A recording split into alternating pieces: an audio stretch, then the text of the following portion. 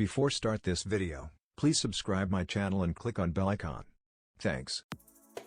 You don't need to be a good person to make good art. Those two things have no connection, of course. Plenty of good people can't make worthwhile art at all. And plenty more artists aren't great people when it comes to interacting with friends, family members, and strangers. This shouldn't really come as a surprise. After all, artists are just like other people. Their personalities are broadly similar to those you'd find among a large cross-section of accountants, doctors, janitors, plumbers, or professors. But with artists, the question of supporting their work comes into play, too. Is it possible to enjoy a piece of art if the person who made it was a horrible person?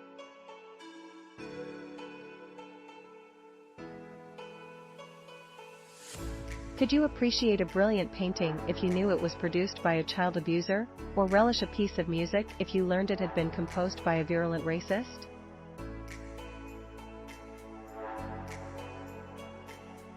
We'll try to answer that question today. In this list, you'll learn about 10 world-famous artists who were actually terrible human beings. In the public eye, their works are still celebrated the world over after decades, and sometimes centuries. But in their private lives, these men were less than kind to loved ones, family members, colleagues, and friends. Related, 10 artists who destroyed their own work. 10 Michelangelo Merisi da Caravaggio, the murderous artist who died in mystery. Waldemar Januszczak Documentary. Perspective. It's such a common phrase, by this point, to be nearly meaningless when you hear someone can supposedly get away with. And he went right on painting through it. Caravaggio is best known for his exquisite oil paintings depicting gory scenes and bloody battles. His subjects show remarkable motion on the canvas while slaughtering and getting slaughtered. And as it turns out, Caravaggio's paintings may have very much followed a murderous trend in the artist's own life. Art historians have long made note of Caravaggio's drinking habits. He was very well known during his raucous life for getting drunk in Italian bars and pubs, and then assaulting anyone within arm's reach. Some historians even assert he was a well-known pimp who sold a series of women to local Johns. His worst sins were far more deadly, though. As a teenager, he reportedly killed a man in his hometown and was forced to flee. A few years later, he murdered a young male rival of his on a tennis court and skipped his adopted hometown once more. Historians believe he killed several more people across Italy. His hard drinking habits certainly didn't help. But it's not every day that a world-famous painter is also supposedly a serial killer. In the end, the law caught up with Caravaggio.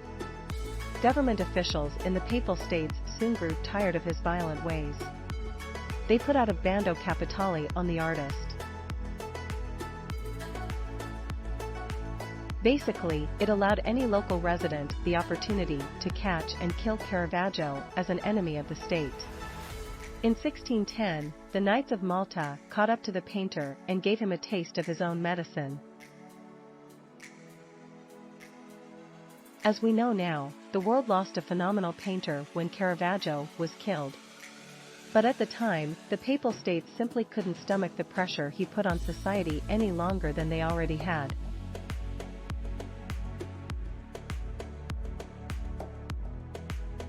(1) Paul Gauguin's most famous achievement, other than his own paintings, of course, was being the guy who chopped off Vincent van Gogh's ear.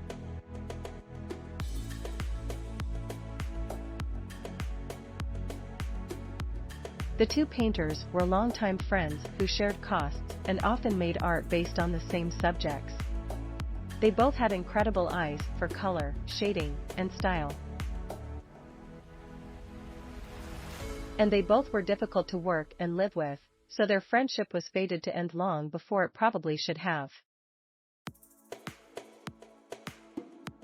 After his falling out with Van Gogh, Gauguin fled to French Polynesia and experimented with color in ways painters never before had done.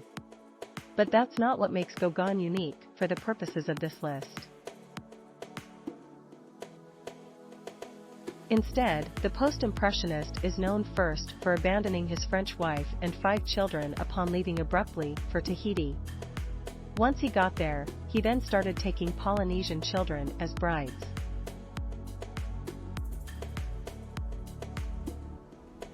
By 1891, when Gauguin was in his 40s, the artist had taken 3 child brides younger than 14 years old. He had children with all 3.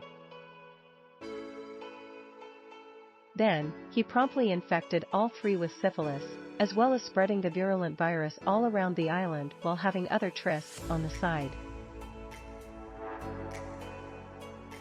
By the time he died in French Polynesia in 1903, his passing was welcomed by all the women whose lives he'd changed forever.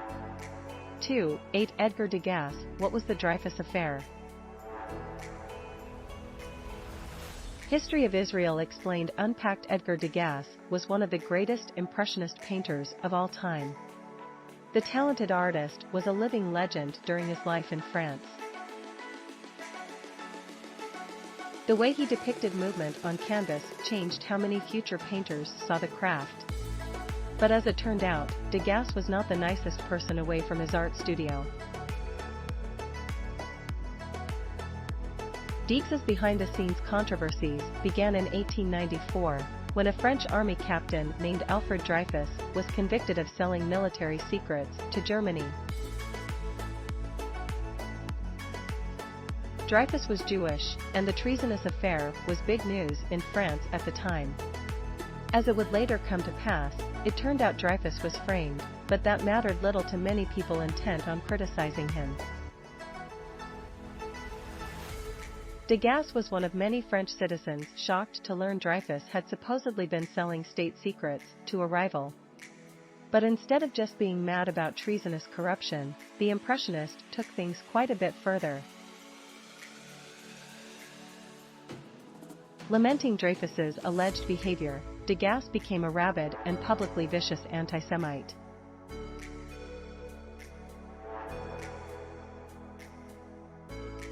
The artist began to loudly proclaim to anyone who would listen, and many who wouldn't, that all Jews were just as bad as Dreyfus, and none of them could be trusted.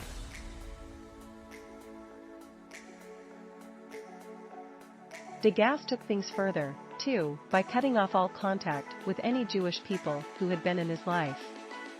Sadly, that included dumping a lifelong friend who had never wronged the painter in any way.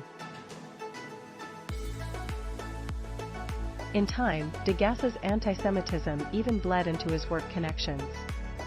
The artist had previously loved the painting of Camille Pissarro, who was, then and now, the only major Jewish impressionist of note. But after 1894, Degas refused to have anything to do with Pissarro.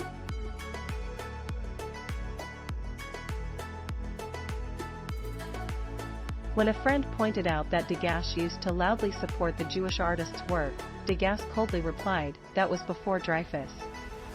As the calendar turned to the 20th century, Degas's anti-Semitic streak continued. In one notably bizarre incident, he kicked a model out of his studio for being Jewish, even though she was actually a Protestant.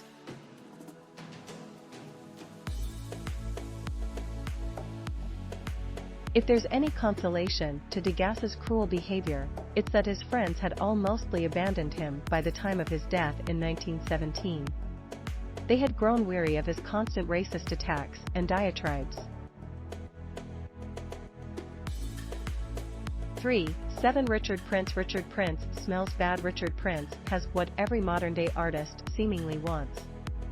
He's an in-demand star with work that sells for millions of dollars. He's esteemed by colleagues, and his work is desired by art buyers worldwide. In 2015, one art publication even named his work some of the most lucrative pieces among all living artists. There's just one little problem with it all: he keeps getting criticized and sued for ripping off other people's art. In 2014, Prince held an exhibition of photos he simply copied off Instagram. That was it. That was the art.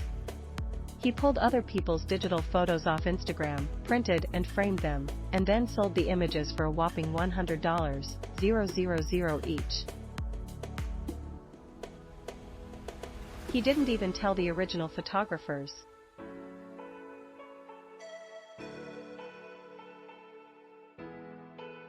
When word got out, and the original photographers started getting mad about their images being used without warning or compensation, Prince whined about how the phony fraud photographers simply couldn't stop mooching him for recognition.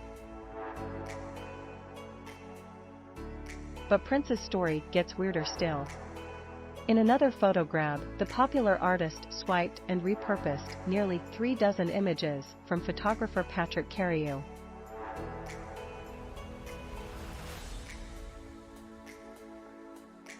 The French photographer had published them in a book about Jamaican men titled Yes Rasta. Prince liked them so much that he copied about 30 of the images, drew electric guitars on them, and sold them all. He netted millions of dollars in profit and a lawsuit from Carriou. That court battle has dragged on for years with stops, starts, decisions, appeals, and rulings.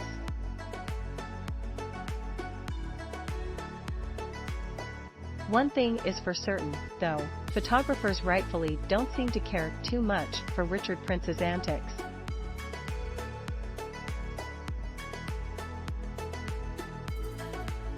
(4) 6 Benvenuto Cellini. Benvenuto Cellini Art 101. Italian sculptor Benvenuto Cellini is still known today as one of the foremost goldsmiths of history.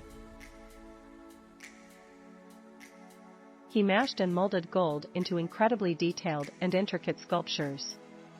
He created the still iconic Cellini salt cellar and a famed sculpture of Perseus with the head of Medusa.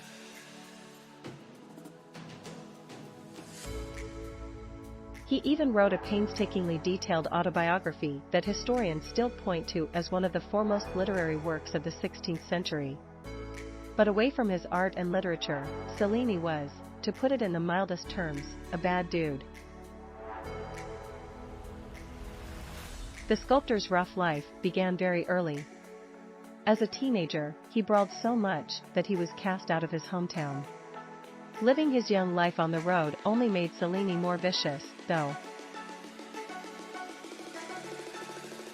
He started carrying knives and was known to pick violent fights with foes, real or perceived. Then, in 1527, the sack of Rome happened, and Cellini saw his first taste of real murderous action. He killed at least 2 of the occupying soldiers in a rage during the invasion. And he apparently enjoyed it so much that he chose to keep killing after that. Over the rest of his life, Cellini killed at least 3 more men and wounded several others.